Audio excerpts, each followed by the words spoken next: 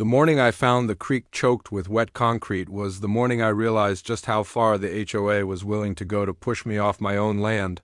And as I stood there on the bank staring at the thick gray sludge hardening over the crystal clear water that had flowed unbroken for over a century, I could almost hear my grandfather's voice in my head, warning me about men in suits who think paperwork gives them the right to destroy what generations built. Because this creek wasn't just a trickle of water, it was the lifeblood of my 40-acre property, feeding the pond where deer drank at dusk, irrigating my small orchard, and draining seasonal floodwater from the low valley where the newly built million-dollar homes sat in neat, soulless rows. Without it, water had nowhere to go, and the flat land beyond my fence would turn into a swamp the first time the skies opened up.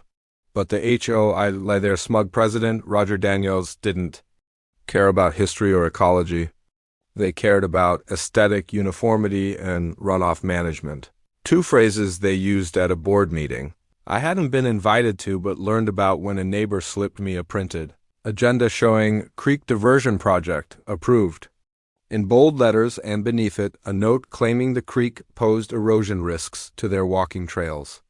That was a lie, of course. Their real goal was to cut off the water flowing into my property so my pond would dry up and I'd be forced to sell, giving them the chance to buy my land at a fraction of its worth and expand their HOA jurisdiction. It was an old playbook trick: choke the resource, starve the land, drive the owner out.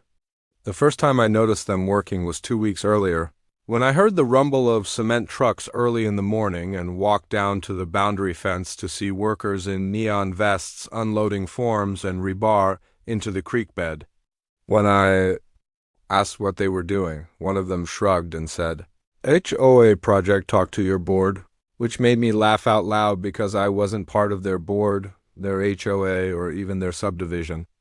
My land had been in my family long before the HOA existed, and the creek was recorded in county records as a perpetual natural watercourse, with protected rights, but I also knew HOAs thrived on intimidation and hoped I wouldn't have the time or money to fight them. They thought wrong. That morning I took photos from every angle-wide shots of the trucks, close-ups of the wet cement being poured, timestamps burned into each image, sent them to my lawyer, a sharp-tongued woman named Lavra Hastings, who'd helped me once before when a developer tried to sneak a sewer easement across my orchard. Lavra called me within minutes, furious. "They can't touch that creek, it's a protected waterway. This is criminal mischief at minimum, and if we can prove environmental damage, it's a state felony." That was all I needed to hear to set my plan in motion, because I wasn't just going to make them remove the concrete. I was going to make sure they regretted touching a single drop of my water.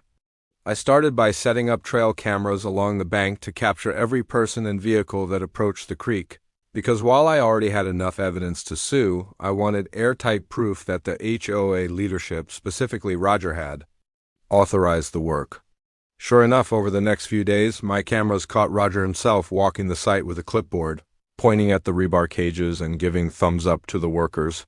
I printed stills from the footage and tucked them into a folder I labeled Flood Insurance, a name that would make perfect sense soon enough. Meanwhile, I began researching the subdivision's plat maps and stormwater drainage reports, most of which were public record, and discovered something that made me grin. The HOA's entire stormwater plan depended on my creek acting as the primary drainage outlet for their retention ponds. They had no backup drainage. Root cutting off the creek was like blocking the only artery in a heart. In their arrogance, they hadn't realized they'd created their own ticking time bomb, and the rainy season was only a few weeks away. Still, I wasn't going to rely on nature alone. I spent the next week discreetly contacting environmental agencies, the State Department of Natural Resources, and even the Army Corps of Engineers, filing official complaints with each and attaching MY photographic evidence. Bureaucracy moves slowly, but in cases involving water rights and environmental harm, it can also move with crushing force when the right pressure points are pushed.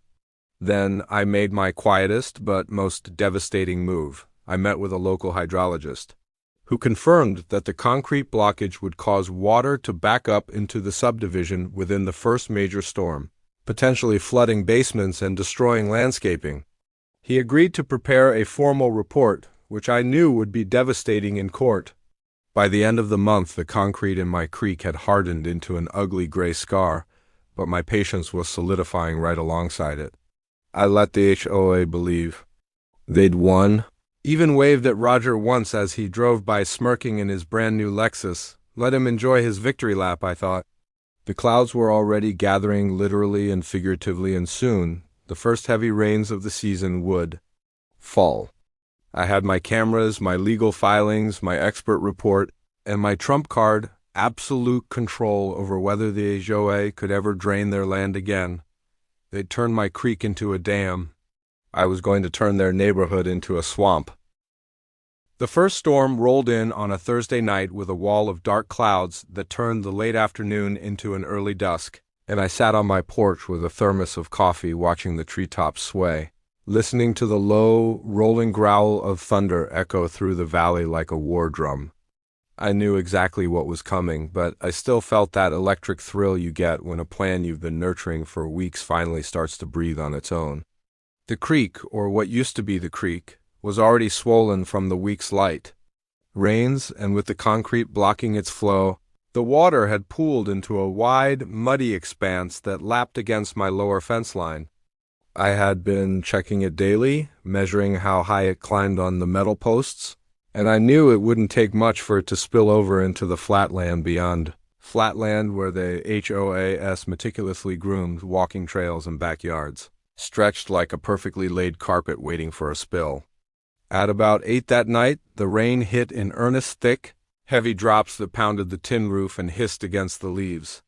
By 10, it was coming down in sheets, and my cameras positioned to catch the first signs of trouble were feeding. Live footage to my laptop. I watched the retention pond at the edge of their subdivision rise, its once calm surface churning as the overflow drains worked overtime. But here's the thing, those drains led straight into my creek. And my creek wasn't going anywhere. By midnight, the pond was full to the brim, the concrete blockage was holding strong, and water had begun to creep into the manicured grass of the nearest homes. I took screenshots from every camera, time-stamped, each one, and filed them into a folder labeled Phase 2. At 2:17 a.m., the first emergency call came in my police scanner, which I'd bought for wildlife monitoring, but now served a far more satisfying purpose. Crackled to life with a dispatcher's voice reporting, flooding reported at Willow Bend Estates, water encroaching on backyards, fire department en route. I leaned back in my chair, sipping coffee, imagining Roger's face when he saw his pristine lawn turning into a marsh. But I wasn't done watching, I wanted to see him in person. Around 3 a.m., I put on my rain jacket, grabbed my flashlight, and took the ATV down to the edge of the subdivision, parking just far enough to stay out of sight. From there, I could see the chaos. Flashing lights reflecting off the water, firefighters laying out sandbags, residents in robes and slippers, wading into ankle-deep puddles to move patio furniture. And there was Roger shouting into his phone under a big black umbrella, pointing toward the blocked creek like he'd just discovered the problem, except he hadn't discovered anything. He'd caused it. I recorded several minutes of footage, making sure to get the water level markers and the blocked flow in the same frame, because I knew this wasn't just about flooding, it was about liability. The subdivision's drainage plan was a matter of public record, and by interfering with the creek, they'd violated every permit tied to it. I could have stepped in right then, offered to break open the blockage and let the water flow, but that wasn't the point. The point was to let the situation escalate until it was undeniable, until the HOA was forced to admit they'd tampered with protected water. By dawn, the rain had eased, but the damage was clear several backyards. Were waterlogged, one garage had standing water inside, and the walking trail was submerged in at least 2 feet of murky runoff. The local news crew showed up by mid-morning, their van pulling up beside the fire trucks, and I made sure to happen by with my own camera just in time to overhear a reporter asking, "So what caused the blockage?" One of the firefighters shrugged and said, "Looks like someone filled the creek with concrete, can't tell how far it goes." That soundbite alone was gold. Over the next 2 days, more rain kept the ground saturated, and I noticed something interesting. Neighbors who usually ignored me were now eyeing me with cautious curiosity, as if they suspected I knew more than I was saying, and they were right. But before I could make my next move, the HOA held an emergency meeting at the clubhouse, which I wasn't invited to, but my friend Carl, the one who'd slipped me their earlier agenda, was. He texted me play-by-play updates, Roger blaming illegal modifications to the creek by an outside party, board members arguing about whether to involve the county, and one homeowner shouting, "It's your project, Roger. We all saw the cement trucks." I couldn't have scripted it better. The cherry on top came when Carl texted, "They want to hire contractors to dig it out, but Roger says it'll cost thousands." That's when I knew I had them cornered. You see, removing the blockage wouldn't just be expensive, it would require permits from the same agencies I'd already filed complaints with. And those agencies now had my photos, videos, and the hydrologist's report in hand. Without clearance, the HOA couldn't touch the creek without risking criminal charges.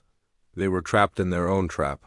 That night, I sat at my kitchen table drafting a letter not to the HOA, but to every homeowner in the subdivision, laying out exactly what had happened, attaching proof, and explaining that their board had knowingly cut off their own drainage outlet.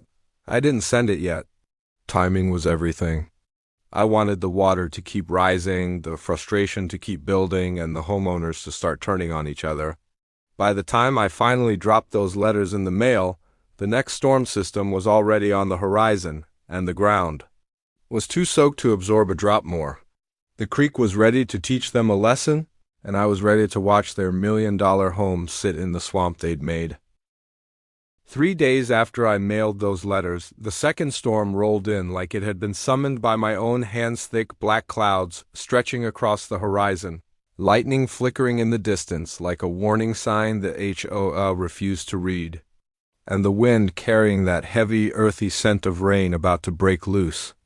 I sat at my desk with the blinds cracked, watching the first drops pepper the glass, while on my other monitor the live creek camera showed the water already high from the last storm, swirling and murky against the concrete wall that still held firm. I'd been to the site the day before, quietly, to check for any signs that the HOA had tried to dig it out. But the cement was untouched, no doubt because every contractor they'd approached had either laughed at the cost or asked to see permits, which the HOA couldn't produce. By 4 p.m., the rain wasn't just steady, it was pounding, turning the shallow dips in my driveway into brown puddles and making the metal gutter above my porch groan under the weight. I checked my weather app, flash flood warning for the entire county, especially low-lying areas like, say, a subdivision built in a natural floodplain that just so happened to rely on my creek for drainage. By dusk, the first calls were coming in over the scanner, again residents reporting rapid water rise and sewage backup in basements, which made me grin, because that's the kind of thing you get when stormwater has nowhere to go, except backward into the neighborhood's plumbing. Around 8:30 p.m., I hopped on the ATV and took the long back route to the ridge above the subdivision, where I had a perfect vantage point without being seen.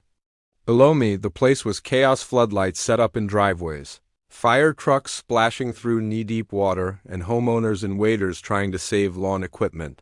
The retention pond was no longer a pond. It was a wide, angry lake, spilling over its banks and swallowing the walking trail entirely. And in the middle of it all, I spotted Roger soaked to the bone, mud up to his knees, waving his arms and yelling at a group of men in reflective jackets, pointing again toward the creek, like he was trying to convince them it was all an accident of nature. But the best part, the TV news van was back, and this time the reporter was ankle-deep in water, mic in hand, clearly preparing a segment that would make Roger the face of the disaster. I couldn't hear her from my position, but I didn't have to. I knew they'd be asking about the cause, and I knew my anonymous tip from earlier in the day had made sure they were looking at the concrete-filled creek as the prime suspect. When the water hit the first row of houses, I decided it was time to take my role in this drama up a notch. I drove home, grabbed my folder of evidence, and called the county environmental officer I'd been in touch with. I told her the situation, had escalated that I had video proof of the blockage and that I was willing to meet an inspector on site right now. 15 minutes later, I was leading a county truck down the access road to the creek. Rain pelting both of us, mud splattering our boots. The inspector, a no-nonsense woman named Daya, shined her flashlight on the concrete and just shook her head. "You're telling me the HOA did this?" she asked over the roar of the water. "I've got invoices from their contractor and security footage of the pour," I replied, pulling a flash drive from my pocket. She took it like I'd just handed her the murder weapon. "This isn't just a permit violation," she said. "This is obstruction of a protected waterway. We're talking fines, lawsuits, maybe even criminal charges." That was music to my ears. She radioed for backup, and within an hour, 2 more county vehicles were there, photographing, measuring, and taking statements. The AOA, of course, wasn't thrilled to see them. Roger came stomping up with 2 other board members, demanding to know why they weren't being consulted first. Diaz calmly informed them that the county had full jurisdiction and that any attempt to remove the blockage without authorization would be illegal. I swear I saw the moment Roger realized he'd lost control, the way his jaw tightened, the way his eyes darted between the inspectors and the rising water. He tried to play the victim, insisting some outside party must have filled the creek, but Diaz cut him off by pointing out that the cement used matched the type and batch number from the supplier who'd billed the HOA directly, and then came the homeowner revolt. One by one, residents who'd clearly received my letter started coming out of their homes, shouting questions. "Why did you mess with the creek? You said this would help drainage. Are we paying for this? Clean up?" The scene turned into a shouting match under flashing emergency lights, with Roger trying to wave everyone down while the inspectors took more notes. I stayed back, letting the storm and the mob do the work for me, but I didn't leave empty-handed. I got video from multiple angles, capturing the moment Roger's own neighbors started calling for his resignation. By midnight, the county had officially roped off the creek access, warning signs posted, and a preliminary order drafted to force the HOA to fund the removal and restoration of the waterway.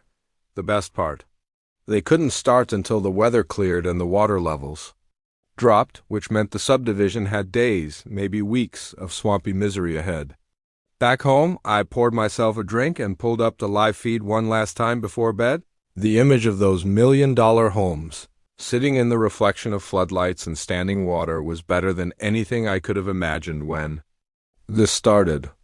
And I knew the next phase would be even better, because now the county was in play, the news was all over it, and the HOA had nowhere left to hide. The next morning, I woke up to the sound of my phone buzzing nonstop texts.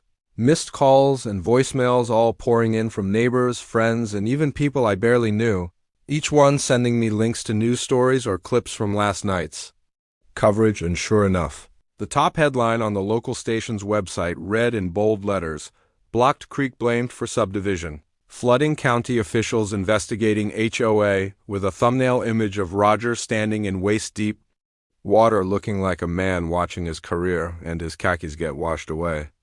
I brewed a strong cup of coffee, sat down at the kitchen table, and let myself savor the schadenfreude as I scrolled through comments on the station's Facebook page, where residents and strangers alike were tearing into the HOA for their stupidity, their greed, and their complete disregard for environmental laws. A few even started tagging me directly, though they didn't know I was the source, asking if I could confirm the rumors about the HOA bypassing permits. Meanwhile, the weather radar was a mess of green, yellow, and red swirls, promising another solid day of rain, which meant the water in their pristine cul-de-sacs wasn't going anywhere. I decided it was time to push the pressure higher, so I called Des, the county inspector, under the pretense of checking in, and she informed me that the county had already issued a formal notice of violation to the HOA, along with an emergency order to secure engineers for creek restoration. She sounded almost giddy when she told me that this wasn't just a matter of paying a fine under state law. Obstruction of a protected waterway could trigger civil damages owed to every affected property owner, and that figure could climb into the millions if basements and foundations had suffered structural damage. As soon as I hung up, I fired off an anonymous email to every homeowner in the subdivision with a PDF of the violation notice attached, highlighting in yellow the sections about shared financial liability and potential special assessments. Because I knew nothing turns a neighborhood into a mob faster than the threat of huge fees. By noon, my live creek feed showed people congregating on the blocked bank, some pointing at the concrete, others taking photos and videos probably to send to their insurance companies, and that was when the HOA board finally broke. Around 2 p.m., a convoy of trucks rolled in carrying wheelbarrows, shovels, and portable generators, and Roger himself climbed out wearing a cheap poncho and a face that said this wasn't about fixing anything. It was about saving face. They were going to try to clear the blockage themselves in direct violation of the county order. I didn't even have to leave my chair. I just called Diaz, who answered on the first ring, and within 20 minutes, 2 county trucks and a sheriff's SUV came barreling down the road, sirens blaring. From my vantage point on the ridge, I watched the deputies step out and immediately start issuing citations, while Diaz and her crew documented every piece of equipment. The HOA board members were furious, shouting about property rights and emergency action. But Diaz calmly explained loud enough for nearby homeowners to hear that their actions could result in criminal charges for tampering with an active environmental hazard. When the deputies confiscated their tools and ordered everyone to leave the site, the crowd erupted in applause, and Roger looked like he might actually pop a vein. That night, the HOA held an emergency meeting in the clubhouse, which I didn't attend, but thanks to a sympathetic resident who'd started feeding me information, I got the highlights. Roger blamed the whole thing on a rogue landscaping contractor and insisted the board had no idea the creek had been blocked. Unfortunately for him, my insider also recorded part of the meeting, catching another board member snapping back, "You approved the invoice yourself," which I was told earned a round of gasps and muttered swears from the crowd. As the week wore on, the swamp only got worse. The water in some yards was now chest deep. Septic tanks were overflowing, and the smell was beginning to turn the air sour. The subdivision's walking trail was a mud-slicked mess, and the community playground stood like an island in the middle of a shallow, reeking lake. Insurance adjusters started making the rounds, shaking their heads and taking photos, while contractors refused to even quote repair work until the drainage issue was resolved. And through it all, though, it was silent, no updates, no emails, no plan, because anything they said could be used against them in court, which, of course, was exactly where things were headed. On Friday morning, a group of homeowners, many of them recipients of my earlier letter, marched down to the county offices to file a class action claim against the HOA for negligence, naming each board member individually, and I made sure to quietly forward that filing to the same reporter who'd been covering the story from the start. By that evening, she was standing outside the flooded entrance to the subdivision with the headline, "Homeowner sue HOA over creek disaster board accused of gross mismanagement." Roger didn't appear on camera, this time probably hiding somewhere dry, but his absence spoke louder than any statement he could have made. As I sat there watching the broadcast, the hum of frogs and insects from my perfectly dry property filling the night air, I couldn't help but smile at the thought that all of this had started because they thought they could mess with my creek without consequence. Now, they weren't just dealing with a swamp, they were sinking into a legal and financial pit they'd never climb out of, and I was more than happy to make sure they kept sliding. By the time the following week rolled in, the storm clouds hadn't so much as taken a breath, and the creek, or what used to be my creek, had transformed the entire lower half of the subdivision into something that looked less like a neighborhood and more like an abandoned bayou, the kind you'd expect to see airboats cruising through, not BMWs and golf carts. The main entrance was closed off completely because the water had eaten away at the asphalt, creating sinkholes that swallowed half a lane. So the HOA had to reroute everyone through a gravel path at the far end of the property, which, from what I heard, was more pothole than road. I'd been keeping tabs through the live feed from my hidden cameras and the steady stream of photos being sent to me by sympathetic homeowners, but when I finally decided to take a drive-by in person partly, For the satisfaction, partly to see the damage up close, I could barely recognize the place. Lawns were mottled with brown standing water. Basements had been pumped so many times that rental companies were running out of sump pumps, and a thin film of algae had begun coating the surface of the larger pools, giving off a smell that hit you the moment you cracked a car window. I saw a for sale sign posted in front of one of the newer houses, though good luck to them. Given the circumstances, in another yard had a large pile of ruined carpet and drywall stacked up, wrapped in clear plastic like some grim monument to mold. It was clear that the board wasn't just out of its depth. It had drowned. Roger, once the loudest and most arrogant face of the HOA, had apparently resigned for personal reasons, which was PR speak for he didn't want to be personally bankrupted by the lawsuits, and the remaining board members had called for an emergency vote to fill the vacant seats. But the problem with asking homeowners to volunteer in the middle of a catastrophe is that no one in their right mind wants to inherit a disaster with millions in damages, ongoing county enforcement orders, and an active criminal investigation. My insider told me the last meeting ended with shouting matches, threats of calling the sheriff, and one guy storming out after screaming, "You people destroyed my house!" All of which, of course, I had forwarded anonymously to the same news station that had been dogging the story since the first flood, and they were more than happy to keep the fire burning. That night's segment featured not just interviews with furious residents, but also leaked drone footage of the concrete still blocking the creek, cracked and crumbling but stubbornly holding back the natural flow, the water behind it swirling like it was waiting for permission to reclaim its path. The county had now taken full control of the site, hiring a specialty crew to break apart and remove the blockage. But Diaz had made it very clear in a phone call I enjoyed immensely that the costs of that removal would be billed directly to the HOA, with no possibility of passing it along to individual homeowners without their consent. That was the kill shot. The board was broke, insurance was refusing to pay due to willful negligence, and now the only way to cover the mounting bills would be through special assessments so large they'd make property taxes look like pocket change. Over the next few days, I watched as the subdivision began to hollow out, moving trucks coming and going, bank-owned notices slapped on doors, yards going unkempt because the landscapers had quit after not being paid for months. It was almost poetic, really. They had tried to choke off my creek to control their view, and in doing so, they'd suffocated their own community. On the day the demolition crew finally showed up to tear out the concrete, I grabbed a thermos of coffee and parked just far enough down the road to see without being seen.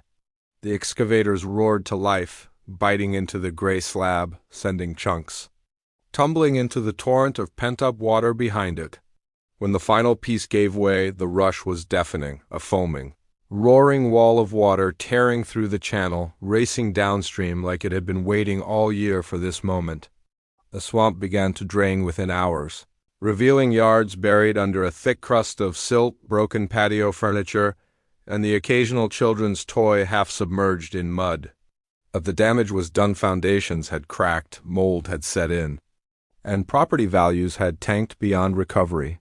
The subdivision that had once been the HOA's pride and joy was now a cautionary tale, plastered across every local real estate blog and environmental law forum, a story of arrogance meeting consequence.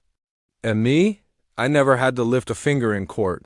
The county, the press, and the homeowners themselves had done all the work for me. I just kept my creek flowing, my land dry, and my cameras rolling, occasionally sipping my coffee while watching. A place that had once tried to bully me into submission slowly dissolve into ruin. In the end, the HOA dissolved entirely. No board, no budget, no power, and the land they'd fought so hard to control now sat